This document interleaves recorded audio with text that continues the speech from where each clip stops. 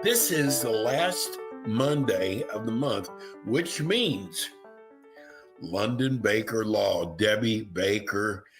Good morning, Miss Baker.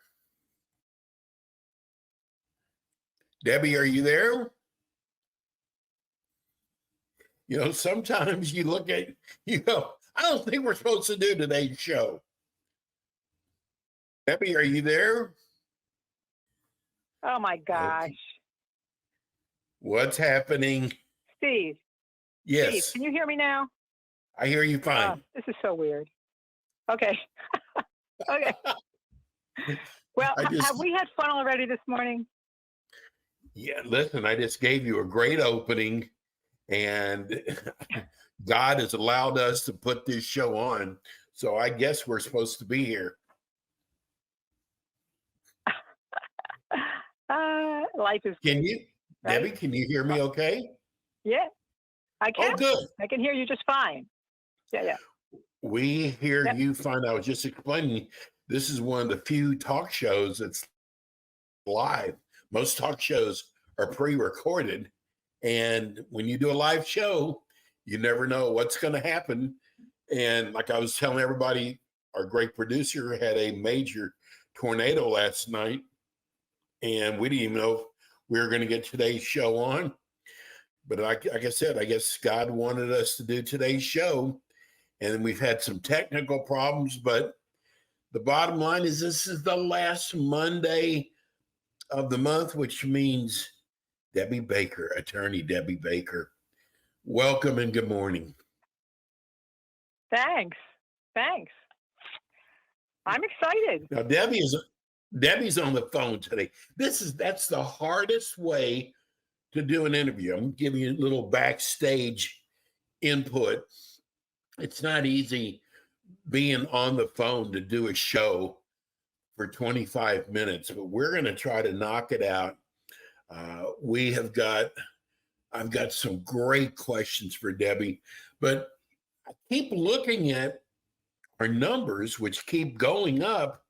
And Debbie, we are getting so many new people who are finding the show. So if you don't mind, would you mind introducing yourself and telling everybody about your practice and yourself? Sure. I'm Debbie Baker. I love technology. Oh, that's a lie. Okay. Anyway. She's also a comedian, too. I am an estate planning, estate probates trust in Florida.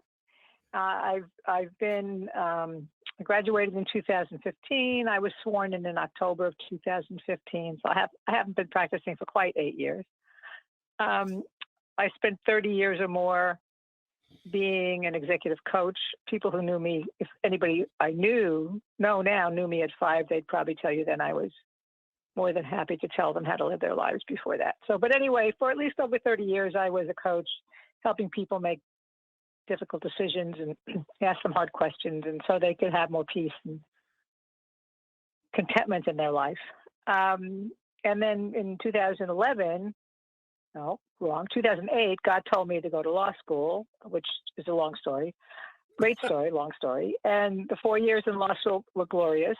And I'm in this world of estate planning and probate. I've recently taken on elder law.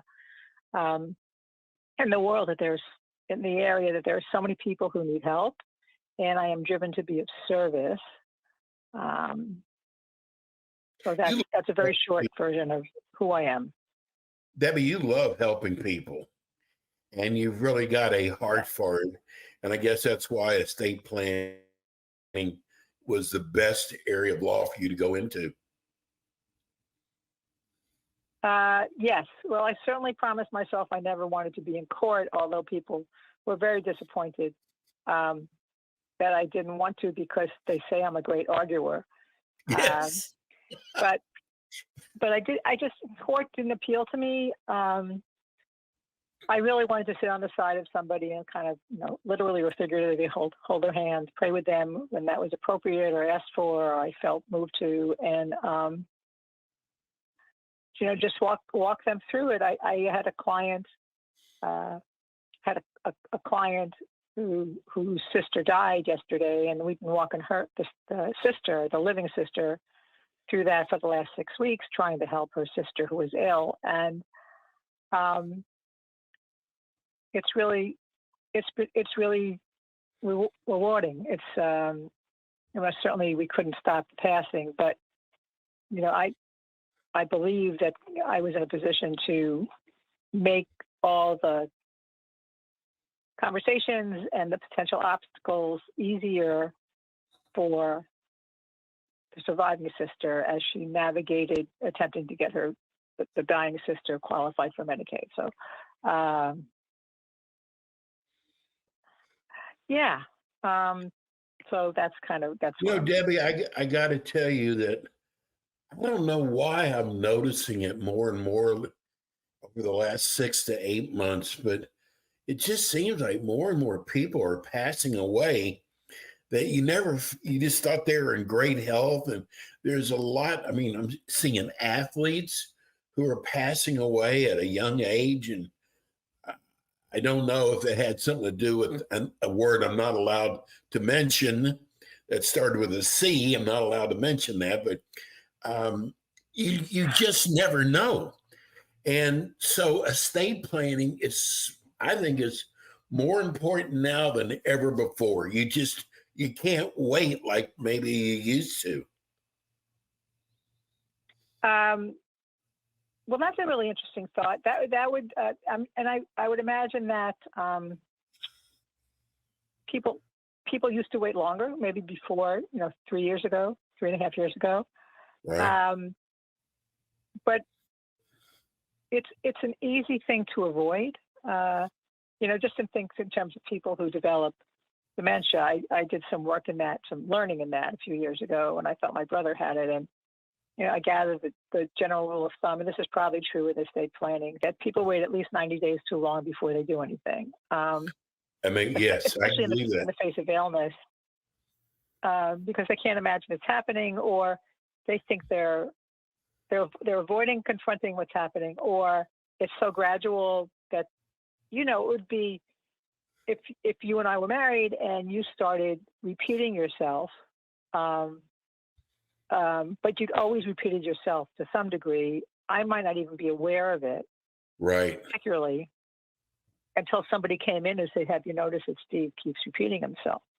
Or, "I've noticed it, but I think, you're under a lot of stress, whatever." You've got people you've got a production person who's in Louisiana with tornadoes, and you're concerned for her personally, and then you're wondering about your show. And so we overlook it. And with estate planning, I would imagine it's the same thing. You're in your 40s and your parents are now in their 60s or 70s, depending on how old when they had you, and they're very young, 60s and 70s.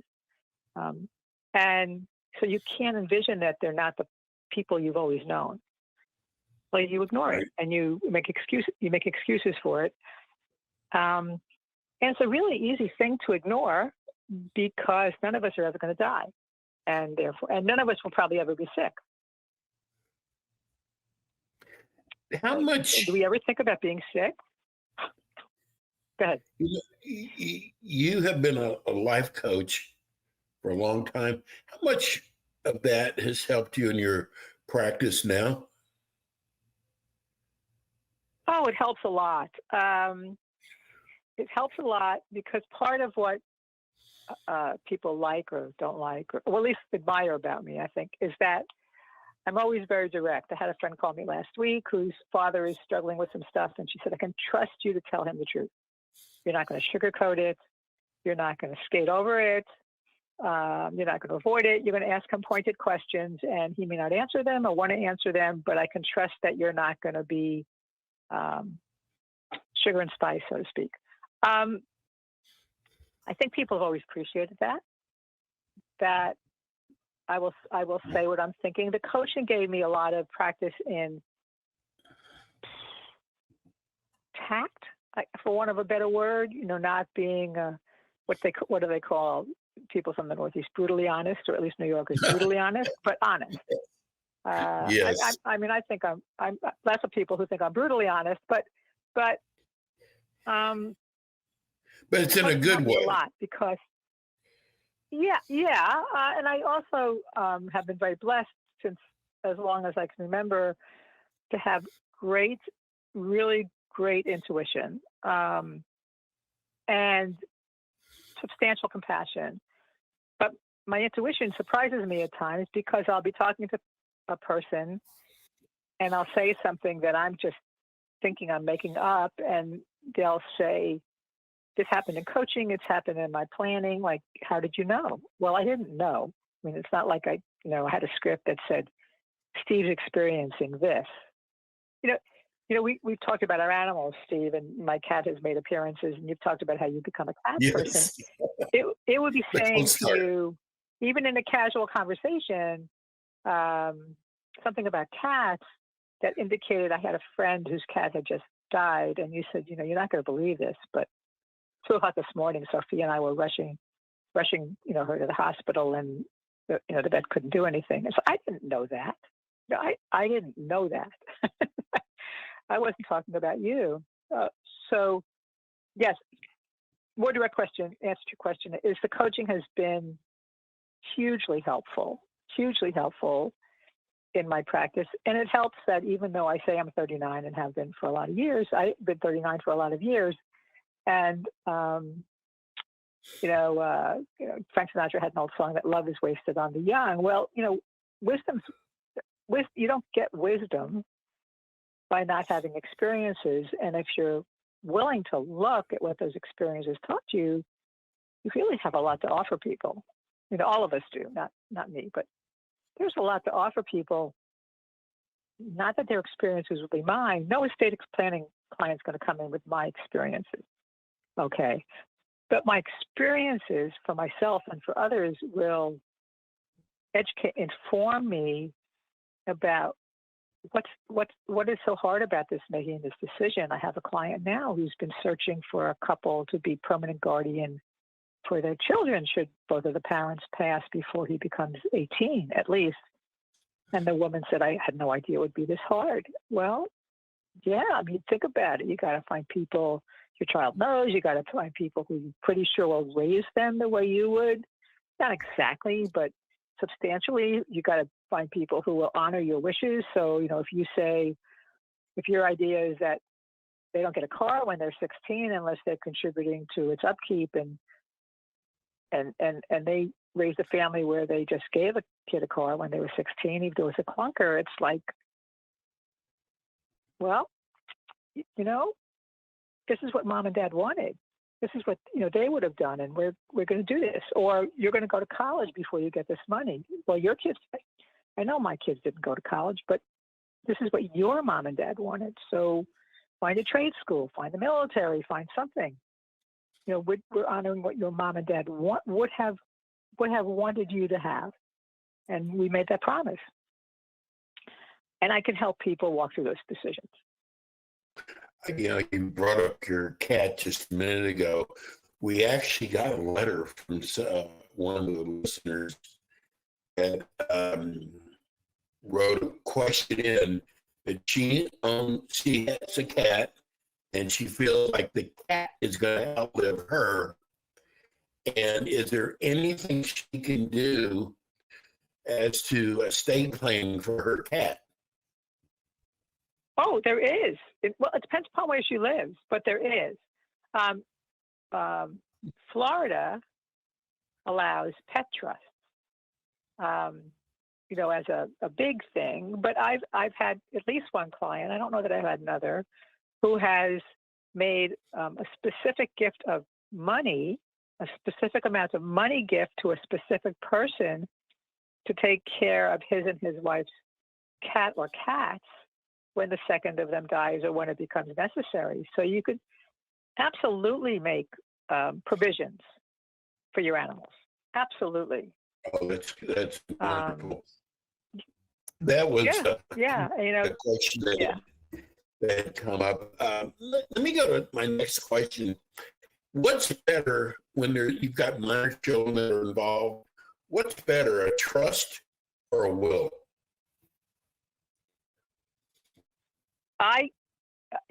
I believe that if you've got minor children, you want to establish a trust, because in establishing a trust, you are in control of setting the standards, parameters, limitations, whatever, for how monies that would go to that child get distributed. I know for years I wouldn't carry a bill more than $20, because that, other than that, it was way too big for me to get my mind around, which means you would be safe loaning me $50 because I wouldn't break the bill. But if you know, either because you know your children or your sense of their best interests are, you don't give them a lot of money, however you define that, when they're 18 years old, because you don't want to run the risk of their blowing it. I have a friend whose daughter and son each inherited $100,000 from their grandmother when their grandmother died, and the daughter spent it in 6 months and then called her mother and said, "Why'd you let grandma give me that money?"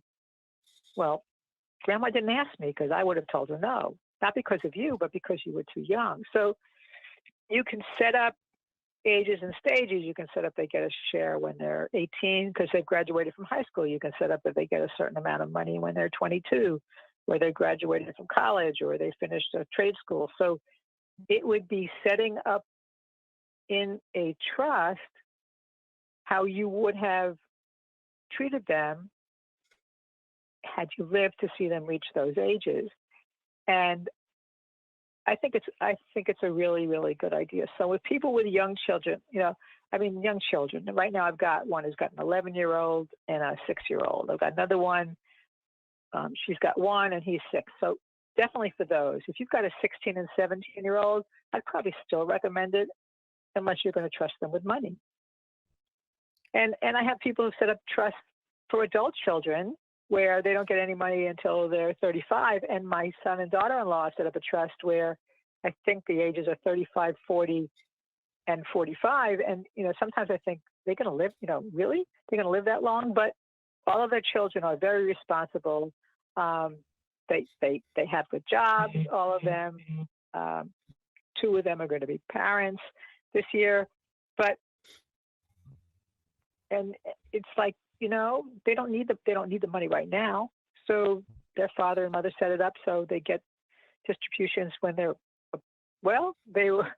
a lot younger when they were set up. But right now he's got one that's 32 and one that's 31 and one that's 29. So in a few years, they'd be eligible for distribution. But definitely with minor children, I recommend trust.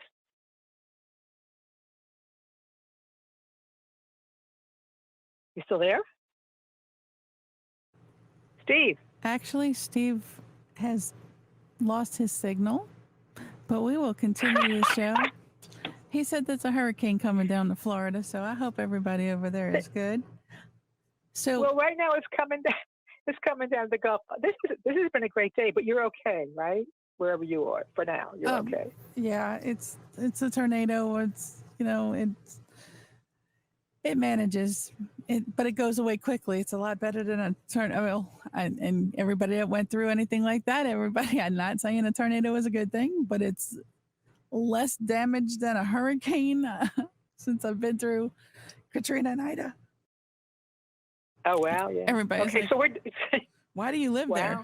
Because, why does anybody live anywhere? Because it's a tornado alley. People still live there, right?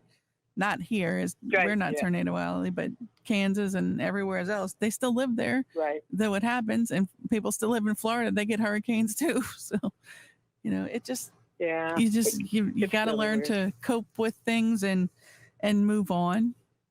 But speaking of moving on, when people are considering planning a trust for their estate, and when we say estate, you don't mean just rich people, correct? Absolutely not. $500 you've got in estate. Yeah. So if you have any money that's only yours, or any asset that's only yours, you have an estate that can wind up in court unless you do something about it. See, and people need to really consider that. There's also other benefits to having a trust, correct? Yes. It will avoid probate.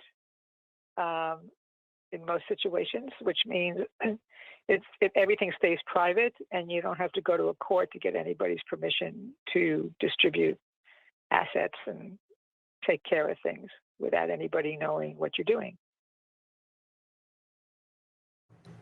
And a will and a trust, how are they different?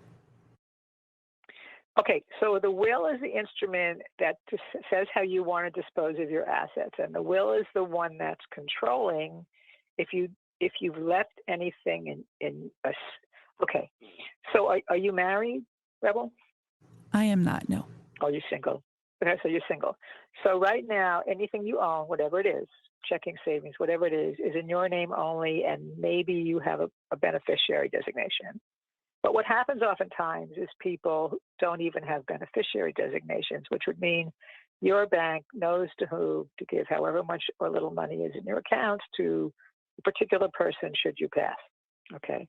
So what happens, any asset, whatever that is, home, car, whatever, bank accounts, whatever, if it's only titled in one person's name, needs the court to say that so-and-so can get it. That's a will. Otherwise, it could go to the state, correct? No, it's unlikely it will go to the state. But what happens is, I had a client recently. Well, she didn't become a client because what she realized is her brother had money in two places. I think we're back on. I don't know what happened. If we had a power surge.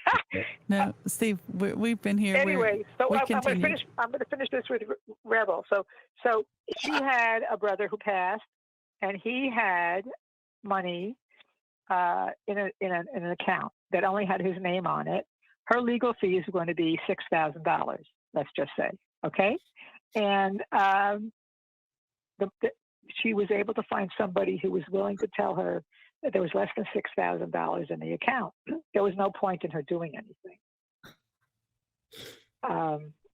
Which is why it's really important that anything you have at least have a beneficiary on it, so that doesn't happen. Because $6,000 is not a lot of money in the terms of money, but it's a lot of money to there's a lot of money to a lot of people, and it could do a lot of good for a lot of people if they had access to it. But it certainly wasn't worth this woman spending $6,000 to not even get that much back. So. That is so. Debbie, but that's what happens with the will. I don't know where Yes. I was telling people why I am like one of your biggest fans, but I wanted for the people who are listening on radio, give them your phone number. 813-586-1332. That's 813-586-1332. And what is your website address? London, like the city, London, LONDON, Baker, BAKER, law.com. LondonBakerLaw.com. And I just want to throw, because I'm a big follower of the news, and I want to throw this in. $6,000 used to not be very much money. But I got to tell you, now they're saying that 75% of people don't even have $1,000 in their account, which is pretty sad what's happened to our economy. But that just shows you what $6,000 is worth now. And Debbie's going to be back with us again next month, the last Monday of the month. And I'm going to rerun her show again next week. So she'll be on at 9:25. We're going to rerun her show again. We're so lucky and blessed to have her. Debbie, have a wonderful week. Thank you for putting up with everything. Thanks so much. And thanks, Rebel. Really appreciate it. All right. Have a good one, everybody. Thank you. Bye.